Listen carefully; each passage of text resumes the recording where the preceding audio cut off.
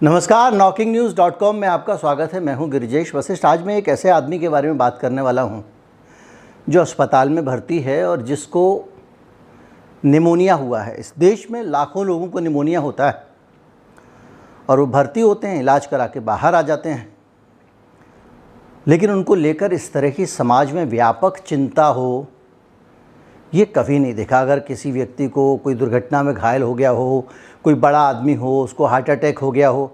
राजू श्रीवास्तव के heart attack पे आज दूसरे चैनल पे एक वीडियो है, अगर समय मिले तो आप देख सकते हैं। तो निमोनिया होने भर पे चिंता, सोशल मीडिया में तस्वीरें साझा की जा रही हैं और आर्थिक मदद का इंतज़ाम किया जा रहा है उस व्यक्ति के लिए ताकि वो बच जाए। और लगातार लोग वीडियो शेयर कर रहे हैं, उसके बारे में बता रहे हैं और उसके लिए आर्थिक मदद मांग रहे हैं।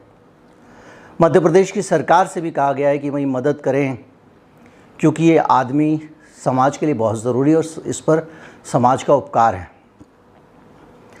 ये आदमी कौन है? आज इस आदमी के बारे में हम बात करेंगे। ये समझने की कोशिश करेंगे कि एक सामान्य से कदकाठी का साइकिल पर गली गली घूमने वाला ये आदमी आखिर इतना अहम क्यों हो जाता है कि पूरा समाज उसके प्राणों को लेकर चिंतित हो जाता है। पूरा देश चाहता है कि वो ठीक हो जाए और पूरे देश में एक माहौल बनता है। कहीं मत जाइए, मैं आपको बताऊंगा उस व्यक्ति के बारे में, उस व्यक्ति के योगदान के बारे में, हमारे समाज, हमारी राजनीति, हमारा देश और देश में फैले भ्रष्टाचार की पूरी तस्वीर इस एक आदमी की कहानी में दिखाई देगी। आदमी का नाम है आशीष चतुर्वेदी। मैं अभी आता हूं, चैनल को सब्सक्राइब कर लीजिए। लेकिन अगर आपके पास अतिरिक्त धन है, कुछ है, आपकी ज़रूरतों से एक्स्ट्रा पैसा है और आप अफोर्ड कर सकते हैं, तो आप कुछ धन हमें दे सकते हैं। QR कोड एक स्क्रीन पर आपको दिखाई दे रहा होगा नीचे यहाँ पे, और एक नीचे डिस्क्रिप्शन में UPI ID है। मैं अभी हाजिर हुआ।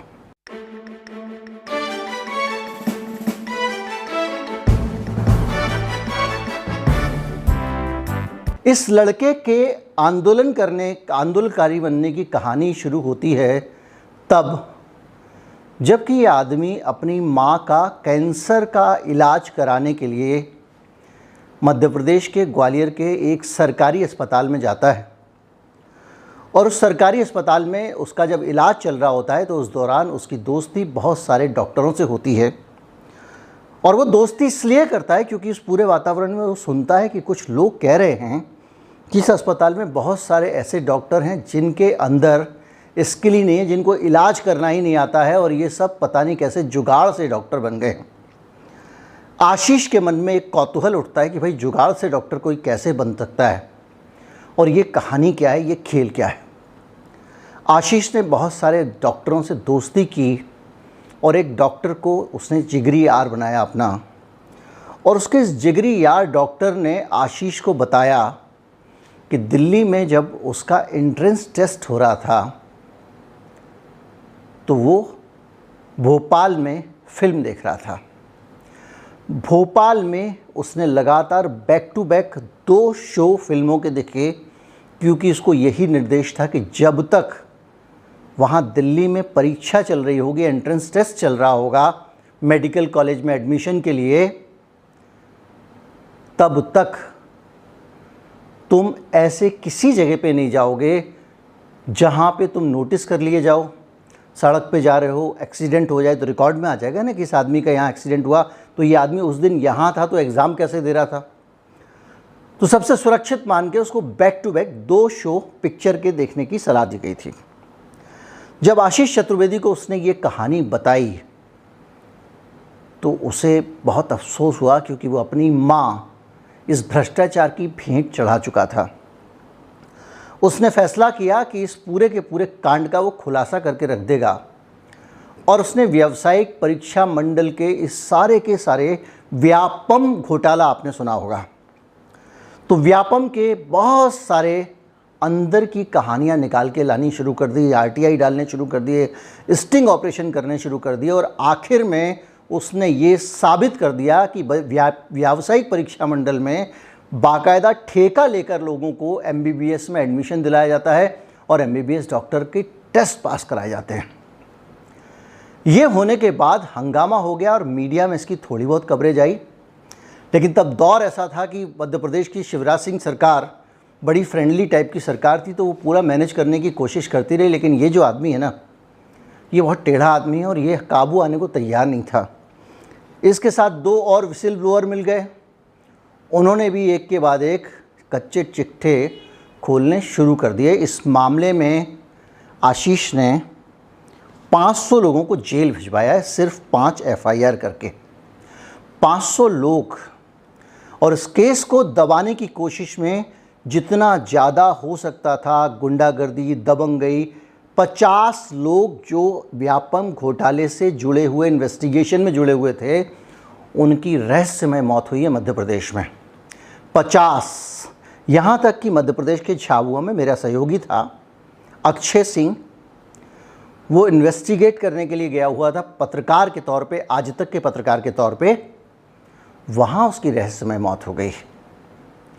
और ये किसी की समझ में नहीं आता था कि ये कहानी क्या है। और अब जब इतने सारे लोग मर रहे हैं तो आशीष सिंह, जिसने पूरा घोटाला खोला, वो जीवित कैसे था? ये वो आशीष सिंह है जिसकी आज दुआएं हो रही हैं, जिसे दिल्ली के गंगाराम अस्पताल में भर्ती किया गया है, वो वहाँ ICU में है और लगातार उसको बचाने की कोशिश हो रही है। उसको निमोनिया हो गया है। और जब इतनी सारी हत्याएं हो रही थी तो आशीष सिंह को ग्वालियर के कोर्ट ने सुरक्षा देने का पुलिस को आदेश दिया। सुरक्षा देने का पुलिस को आदेश देने के बावजूद आशीष सिंह को लगातार पुलिस परेशान करती रही। कैसे परेशान करती रही? आशीष सिंह जब कहीं जाता था तो उसके पीछे जो 2 पुलिस वाले जिनको उनकी सुरक्षा में लगाया गया था, वो पुलिस वाले आशीष सिंह की वीडियो बनाते रहते थे। और कहानी वीडियो बनाने की कैसे पहुंची ये बताता हूं। पहले पुलिस वालों ने उसको परेशान करना शुरू कर दिया कि हम इस आदमी की सुरक्षा नहीं कर पाएंगे, ये तो साइकिल पे चलता है, तो उसकी साइकिल वाले की हम सुरक्षा कैसे करें। कांस्टेबल ने कहा कि जब हम साइकिल चला रहे होते हैं तो ये आदमी पीछे बैठा होता है, हम इस पर नज़र नहीं रख पाते हैं, तो इसलिए इसकी सुरक्षा संभव नहीं है। 2-3 कांस्टेबल्स ने लिख के दे दिया, या उनके अधिकारियों ने लिखवा लिया उनसे कि इस आदमी की सुरक्षा नहीं की जा सकती। चूँकि कोर्ट के आदेश पर सुरक्षा दी गई थी, तो सिस्टम को बहुत बुरा लग रहा था। आखिर व्यवस्था बदली गई। अब साइकिल पे आशीष आगे बैठता था डंडे पे, और पुलिस वाला पीछे बैठकर साइकिल चलाता था। लेकिन इस पर भी पुलिस वालों ने कहा कि नहीं साहब, ये क्या है, और एक बहाना निकाला गया कि हम इसमें भी 100 पुलिस वाले बदले गए हैं, 100।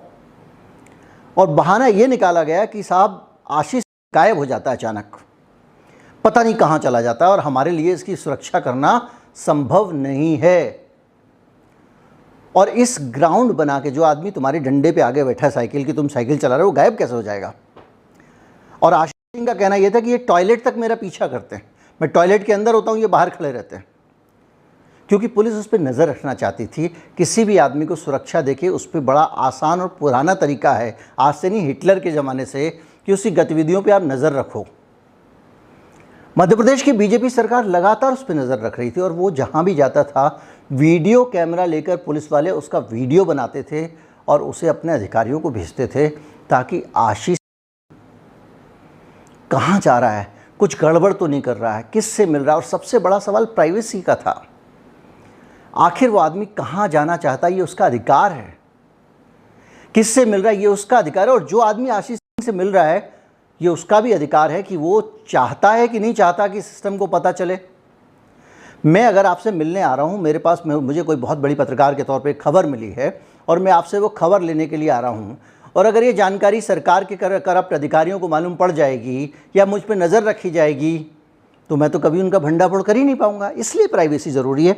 तो इस मामले में ये बहुत बड़ी समस्या बन गई थी। वो दुबला पतला सिंगल फ्रेम आशीष चतुर्वेदी पूरे सिस्टम के लिए सरदर्द बन गया था। और इतनी पूरी सुरक्षा के बावजूद, जब कैमरा भी लगा रहे हैं उसके मुंह पे, टॉयलेट के बाहर खड़े हुए हो, साइकिल पे आगे बिठा के ले जा रहे हो, उसके बावजूद आशीष सिंह पे लगातार हमले होते हैं। उसकी साइकिल को एक गाड़ी आती है, आगे से कट मारती है। मध्य प्रदेश की भाषा में कट मारने का मतलब ये है कि जानबूझकर उसकी गाड़ी को आगे से टक्कर मारती है, उसको रोक लिया जाता है, उसको पीटा जाता है, उसका अपहरण करने की कोशिश होती है। और उसको मोबाइल छीन लिया जाता है कि इसमें तो कहीं ना कहीं कोई सबूत होंगे। ये बहुत सारी चीज़ें लगातार होती रहीं और उसके बावजूद उसके ऊपर 14 हमले हुए हैं। पुलिस की इतनी कड़ी सुरक्षा के बावजूद 14 हमले होते हैं, जिसमें 6 पुलिस कर्मियों की मौजूदगी में हुए। डराने की कोशिश की गई लगातार कि ये आदमी किसी भी तरह से डर जाए और इस घोटाले में पाँव पीछे से खींच ले। जिस अधिकारी से मिलता था वो कहता था आजकल सब लोग घास चर रहे हैं, मज़ा ले रहे हैं, तुम भी लो आनंद यार, कहाँ चक्कर में पड़े हो, क्यों न्याय के चक्कर में पड़े हो। और ये लगातार चलता रहा। 50 लोग मार दिए गए, 100 लोगों को धमकी दी गई या मामले दर्ज किए गए और 150 लोगों को बाकायदा पुलिस ने और सिस्टम ने पूछताछ के बहाने, दूसरी चीज़ों के बहाने तंग किया।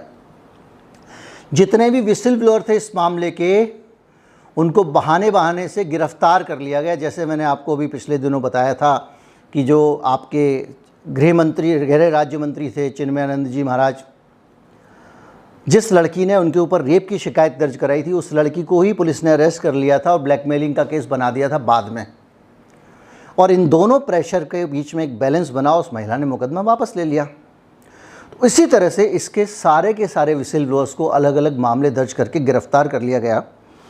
और 2010 में बाकायदा एक विसिल ब्लोअर प्रोटेक्शन का बिल आया, कांग्रेस सरकार लेके आई और बाद में 2012 में वो पारित भी हो गया। 2014 में फिर उसको दोबारा से मोदी सरकार ने 2015 में उस बिल की फाइलें खुलवाईं, उसका संशोधन किया गया, लोकसभा से वो पास भी हो गया। लेकिन उस बिल के अंदर इस तरह के लोगों के प्रोटेक्शन का है, तो वो विसिल ब्लोअर के ऊपर, लेकिन इस तरह के प्रोटेक्शन का इंतज़ाम नहीं है कि इस तरह के लोगों को किस तरह से दंड देने वालों को पकड़ा जाए, इस तरह के लोगों को हरासमेंट करने वालों को पकड़ा जाए, या जो आदमी इस तरह के खुलासे कर रहा है उसके ऊपर फालतू मुकदमे ना हो, इसका कोई प्रावधान नहीं। विसिल ब्लोअर क्या होता है ये आपके दिमाग में लगातार आ रहा होगा इस बीच में।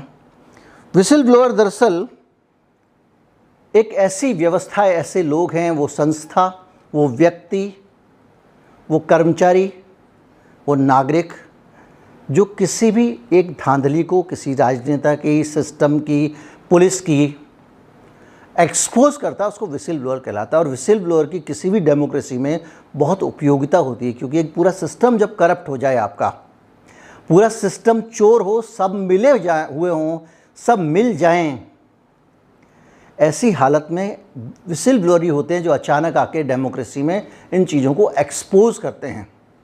ये व्यापम घोटाला पता ही नहीं चलता, क्योंकि पता नहीं कब से चला आ रहा था।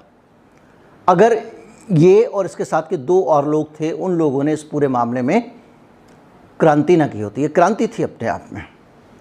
साइकिल पे चले जा रहे हैं भाई साहब, कभी ये फाइल निकाल के ला रहे हैं, बड़ा से बड़ा अधिकारी बुला रहा है, हड़का रहा है, पुलिस हड़का रही है, पुलिस वाला जो है वो वहाँ पे साइकिल पे ले गया, कभी कह रहा है पीछे बैठो, कभी कह रहा है, सब कुछ हुआ। इसके भाई का एक्सीडेंट हुआ, उसकी मौत हो गई एक्सीडेंट में।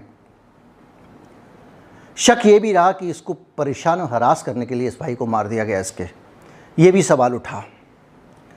लेकिन ये आदमी डटा रहा। और हालत ये है कि इस तरह के लोगों की देश को ज़रूरत है। जागरूक नागरिक इसको महसूस करते हैं, इसीलिए वो कैंपेन चला रहे हैं, फेसबुक पे यहाँ वहाँ फ़ोटो पोस्ट कर रहे हैं और उसके बारे में अपडेट ले रहे हैं और दे रहे हैं। पूरे मध्य प्रदेश का पत्रकारिता जगत, सारे पत्रकार जो ईमानदार सरोकारों वाले पत्रकार हैं, गोदी वालों को छोड़ दीजिए, जो जिन लोगों को सेल्फी खिंचानी होती है। देखिए, याद रखिए, एक पहचान बता रहा हूँ, जो पत्रकार बड़े लोगों, नेताओं, अधिकारियों और अभिनेताओं के साथ सेल्फी खिंचा के पोस्ट करने में गर्व का अनुभव करता है, वो एक अभिभूत प्राणी है। वो पत्रकार उसके साथ खड़े होने में खुशी अनुभव कर रहा है, अभिभूत है उससे मिलके। ऐसा पत्रकार कभी भी, ये पहचान बता रहा हूँ मैं आपको, ऐसा पत्रकार, ऐसा एंकर, ऐसा लेखक कभी भी कोई भंडाफोड़ खुलासा नहीं कर सकता इन लोगों के खिलाफ, क्योंकि वो पहले ही उनके ऊपर दीवाना है, निसार है।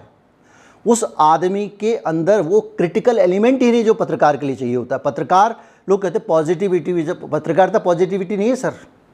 तो ऐसे में उन पत्रकारों को आप छोड़ दें, लेकिन जो लोग सिस्टम से लोहा लेने वाले लोग हैं, जो मंत्रियों को घास नहीं डालते हैं, जो किसी बड़े आदमी को घास नहीं डालते हैं, अपना काम करते हैं, आ जाते हैं, बंगलों पे हाजिरी नहीं लगाते, वो सारे पत्रकार आशीष चतुर्वेदी को लेकर चिंतित हैं। सारे सामाजिक कार्यकर्ता जो गांव में जाके काम कर रहे हैं, जो आदिवासी इलाकों में काम कर रहे हैं, आदिवासी लड़कियों बच्चों के स्वास्थ्य पे काम कर रहे हैं, वो आशीष चतुर्वेदी को लेकर चिंतित हैं। और ऐसे लोग आज भारत को बहुत ज़रूरी चाहिए, क्योंकि आज भ्रष्टाचार की रैंकिंग में भारत का नंबर 85वां है, यानी 84 देश दुनिया के हमसे ज़्यादा ईमानदार हैं, और ये करीब 40 के करीब इसको नंबर मिले हैं, जो कि 100 मिलने चाहिए। और अगर भारत को यही बनाना है तो आशीष चतुर्वेदी जैसे लोगों की ज़रूरत है, आशीष चतुर्वेदी जैसे लोगों को संरक्षण देने की ज़रूरत है। शुक्रगुजार होना चाहिए मध्य प्रदेश के मुख्यमंत्री को कि आशीष चतुर्वेदी ने भले ही ये घोटाला उठाया, भले ही इससे सरकार की बदनामी हुई, भले ही उन पे खुद पे सवाल उठे, लेकिन कोई तो था जो इस देश और प्रदेश को बचाने के लिए काम कर रहा था। उम्मीद करता हूँ वीडियो अच्छा लगा होगा। और अगर आपको अपने आसपास, अपने परिवेश में कोई एक आशीष चतुर्वेदी दिखाई देता है, कोई एक विसिल ब्लोअर दिखाई देता है, कोई अक्खड़ ईमानदार सिरफिरा आदमी दिखाई देता है, कोई आदमी जो कहता है कि काम करूँगा तो उसूल से करूँगा, उसकी मदद करें, उसका सहयोग करें, क्योंकि ये लोग ही हमारे समाज को बचाने वाले हैं। जो भी विसिल ब्लोअर्स हैं, जो अलख जगाए हुए हैं, दम से काम कर रहे हैं, सारी पोलें खोल रहे हैं, उन लोगों को सपोर्ट करें, उनका साथ दें और आशीष चतुर्वेदी के लिए दुआ करें। नमस्कार, जय हिंद।